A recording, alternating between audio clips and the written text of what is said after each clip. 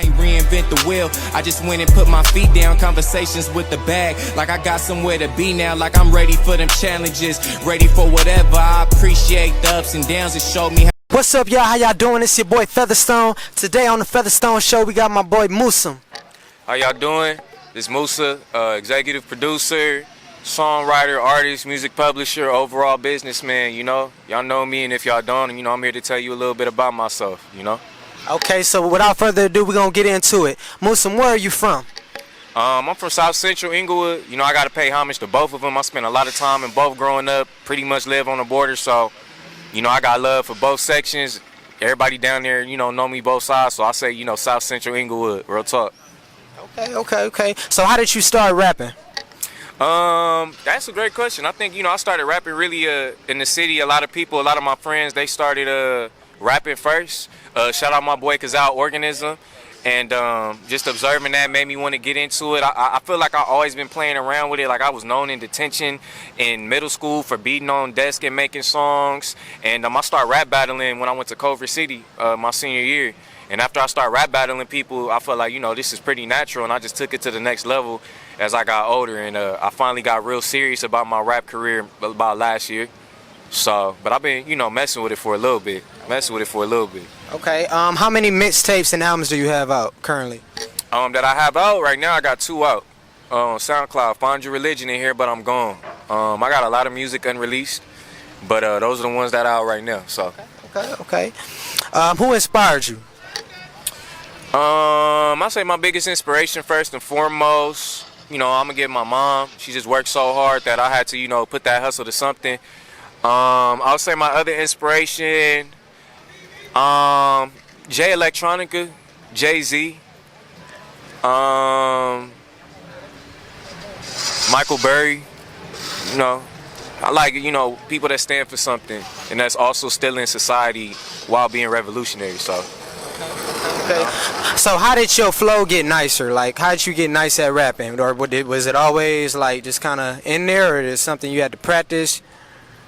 I mean, I want to say, you know, just for the flash, like, I always been nice. That shit just me. But, like, nah, hell nah. Like, I studied that shit. I ain't gonna lie. Like, at one point, I was obsessive about it when I was a little bit younger and just studying my favorite rappers and seeing where I was lacking and stuff. And at the point that I'm at now, it's definitely made me a better rapper. That's how I got my flow, by extensively studying rap and applying that to my shit. You know what I'm saying? So, yeah, definitely can't say it's just all natural. Yeah. I work. Be like, yeah, I was born with it. Yeah. So how often do you go to the studio and record music? Weirdly enough, even throughout the time I was a heavy producer, a lot of people don't know, you know, some of my close friends know, I don't know if I've gone a week of my life without recording no music for years.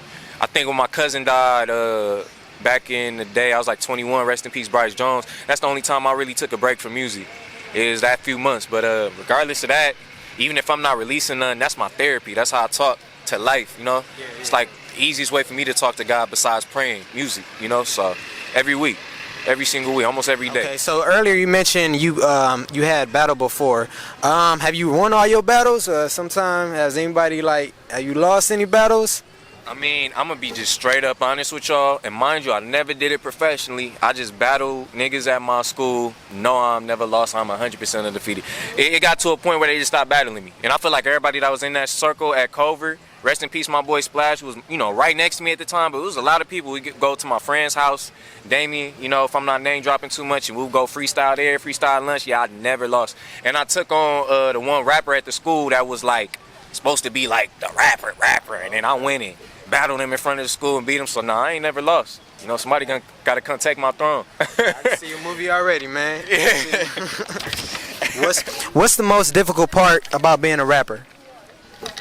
The most difficult part about being a rapper is balancing out your self-doubt with your self-confidence, because you don't want to be just blindly egotistical with your talent, but then you don't want to doubt yourself to the point that you're not using your talent. So I say that's the hardest part, is getting out your own head, basically. You don't want to do too much and take it for granted, but then you don't want to think too little of yourself, because that vibration gonna carry in the music, and people not gonna be able to feel you. Confidence is everything.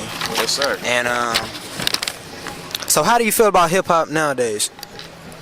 Nowadays I feel like hip hop is the perfect medium for specifically minorities to get their dreams out, whether that pinnacle be music, fashion, business.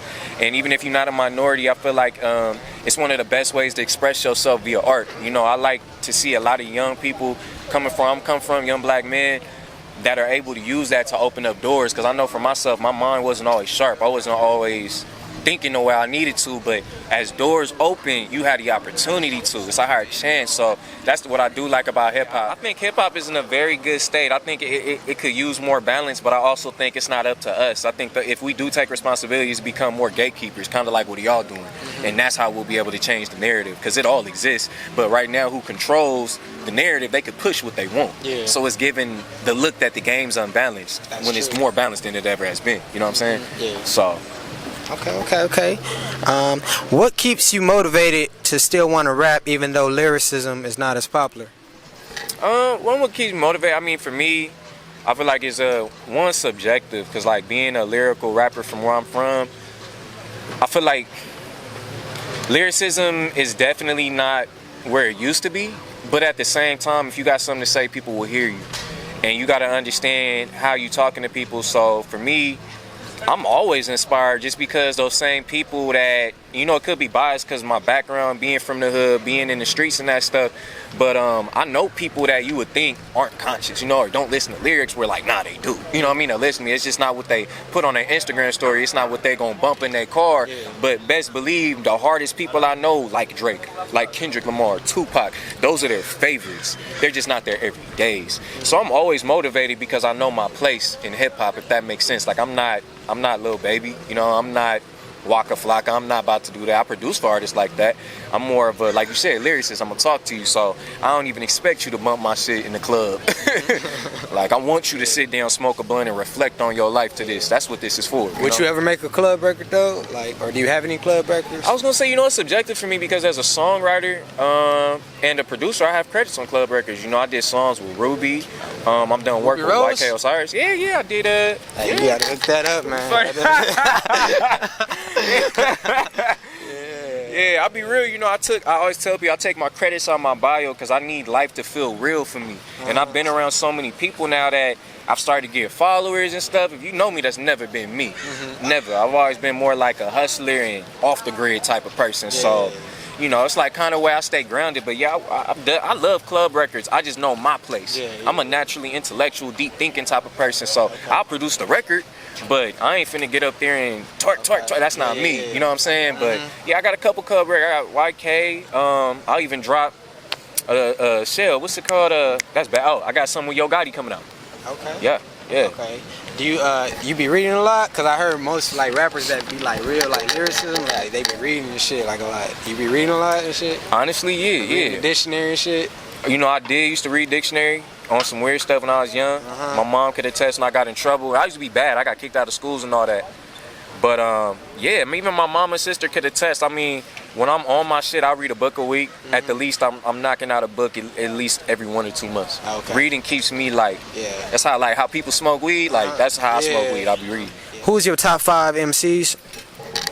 Hold on 1 second. Is that a beat? Oh shit. So who's your top 5 MCs? Top 5 MCs.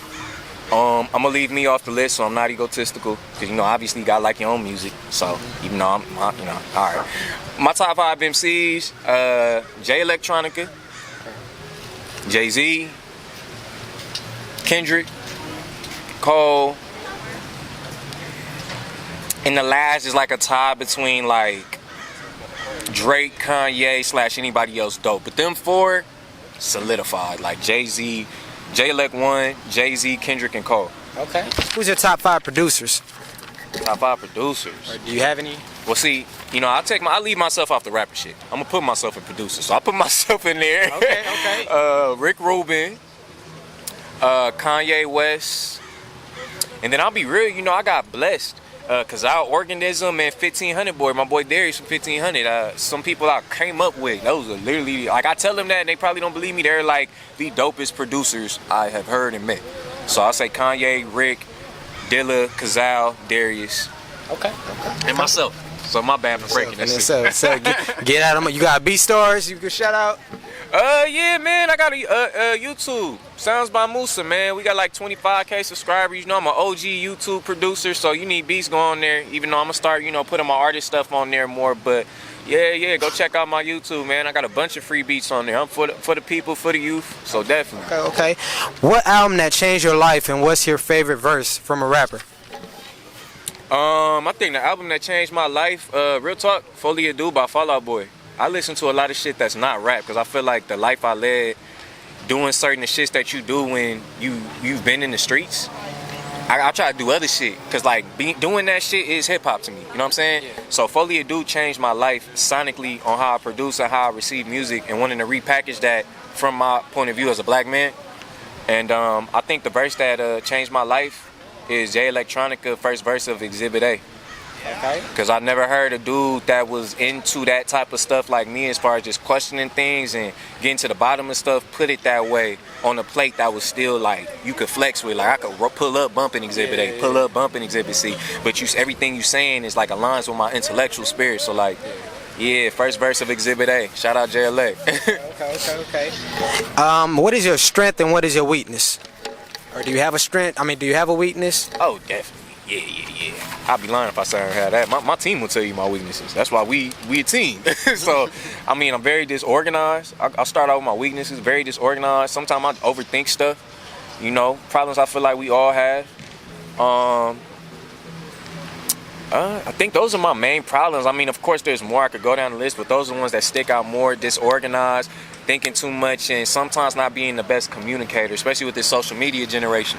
You know what I mean? Like, it even took me a little bit to follow up with you guys, like, because I look more like I'm into social media than I am. You know, I have people take pictures for me. I got people help me out. Like, I'm more a real in-person type person, so I would say those are my weaknesses. And I say my strengths is really being able to help people out, like listening and being able to regurgitate shit to people that they didn't know about themselves, but they already told me though, just like spilling. And then I could package that, and you know, that's what like makes me a good producer to me, because I like know what you sound good on, what you need to do type, you know, because I'm a good listener. So I say that's my biggest strength, observing and listening. Okay, so what rapper do you want to work with? Rapper do I want to work with? Rest in peace, Nip, of course. But that, you know, Tupac, all those legends. I'll say Kanye, Drake, J. Cole, Jay-Z, but you know, he a little older, so by the time I start reaching those heights, you know, God willing, who knows, but he might be, you know, over it, kicking it with wifey and stuff. So I'll say Kanye, Drake, Kendrick, Cole. Those are rappers I really like to work with. Big Sean too, I like to work with him. Okay. At the stage you are, what goals do you have? My current goals is to get respect as a musician and really as a rapper, because I've gotten a good amount of respect as a producer in the game, and you know, in the industry, you know, people know me as a producer, which is cool, but I think that's my main #1 goal, is to be able to get respect as a rapper, because the way that I rap, you know, I like to mix in genres. Find Your Religion was old school hip hop with trap jams, samples, and Here But I'm Gone was like R&B put on those trap drums with a little bit of that old school sample hip hop. So I'm looking forward to being able to blend all these different genres together and spread that influence. So I say that's my main goal, get the rapper respect and spread the influence of new sonics in hip hop. Okay. Do you out of all the artists, does anybody tell you like you look like anybody? Honestly, yeah. Who? People tell me I look like Big Sean. I was thinking that. I ain't gonna lie. What about sound? They say you sound like anybody? Believe it or not, I mean, this is not a lie. People say I sound like Big Sean. Like Big Sean? I swear to God. People tell me I sound like, I've gotten Big Sean. He's the most frequent. Okay. I believe it or not, I got Drake. I get Big Sean, I get Drake, which is to me ironic, because I be trying to sound like Jay-Z. Oh, yeah? Yeah, I promise you, I get to the mic, I'm trying to sound like Jay-Z when I'm rapping. That's my boy. He got the most swag on the track to me of all time. So I try to sound like Jay-Z, or sometimes I try to go Kendrick and be over lyrical, but people tell me I sound like Drake or Big Sean. And I take them as compliments because they both higher than me. So I can't wait to hear you, man, because we got a performance lined up for you after this. Okay. So I can't wait to hear you. Likewise. Okay, last question. Do you have a project coming out? I do have a project coming out. I'm very like reclusive. A lot of people don't know I like to move in the shadows, but yeah, I got something coming out while I'm here. It'll be here soon. Right now I'm working on a lot of different things as far as distribution, talking with the different labels, a couple different labels, me and my manager, trying to see the best way to go about it. And I think that's when it'll be out. It's already done. I just want to know the best way to go about it as far as distribution and publishing. So, Okay. yes, sir. All right, so without further ado, we're going to get into this performance. Y'all stay tuned. It's the Featherstone Show. Hey, shout out to the homies, man, for bringing me out, interviewing me, fucking with me like that. See you, bro. Shout out to you as well. MCM shoes and all that, my boy Fresh. Yes, sir. Look, it's Musa, y'all. Look, gotta move and gotta going up to R&B. Type beats, type bars when she on with me. Picked her up on the hood, now we on the beach. All money in, all my problems, she still fuck with me. I remember niggas saying I will never be. Now look at them and look at me. I never fronted on my friends, not once though. I just sat back, watched them true colors unfold. Used to wear the Vans when they shipped them out of Payless. So I don't need the credit on my life, I had to take less. Look, that's on God, know this hustle is a given. Right or wrong, I'm a man, I'ma stand by my decisions. Looking back, I'm kinda happy I had nothing. It taught me how to take a little, turn it into something, And I got women on my line for the program. But when you get into it, you ain't got no time for romance. Yeah. Used to pull up on me when I'm down, though. Got me reminiscing when I used to get the pants off. Got me reminiscing, got me thinking about my past now, look. Yeah. Used to pull up on me when you down, though. Got me reminiscing when I used to get the pounds off. Got me reminiscing, look. It's funny how they change. Funny how they hate you on the bench, but they love you in the game. Through everything I lost, through everything I gained. I put that on my soul, on the dead homies, I ain't never changed. Look, ain't no point in gassing up when the love missing. You keep it real, now it feel like you the one tripping. Cold story, God's plan, and I ain't never made excuses. I'm a self-made man. Niggas, they be shouting out windows. I can't hear those, they widows. Need they on shows like Jay Leno. Same nigga talking down, same nigga that they put they chip on. Go and put they chick, put they whip on. True story, non-fiction. You ever bounce back? Do you understand the feeling? I done played a lot of roles, never played the victim. Came out tags, hanging new kicks on. Lot of money, but I'm still the same young Negro. Look, yeah. Used to pull up on me when I'm down, though. Got me reminiscing how I used to get them pounds off. Got me reminiscing, got me thinking about my past now, look. Yeah. Used to pull up on me when I'm down, though. Got me reminiscing when I used to get them pounds off. Got me reminiscing, got me thinking about my past now, look. Yeah. Shout out AIF Cola, shout out God. Check out that young here, but I'm gone. While I'm here, coming soon. Yes, sir. Thank you, Venice Beach. Thank you, everybody. Yes, sir. Yo, this is the Featherstone Show. Y'all stay tuned. No one Make ever sure y'all says like the Mary video. almost Make sure y'all like the video and share, subscribe. Give it up one more time for my boy. Yes, sir. Yes, sir. Appreciate you giving it up for my boy, too. Great interview. Featherstone Show. Let's get it. 405 driving, got her hands out the window. 101 dreaming, took my mama off the 10-4. Money, that's my bitch, used to keep her in the friend zone. Now I treat her better, she the one that I depend on. This that 330, having deep conversations about the future and the present. On my past inspiration, music banging, got me thinking about them nights all in the stew. I was focused on my craft, I was sleeping in the booth. I got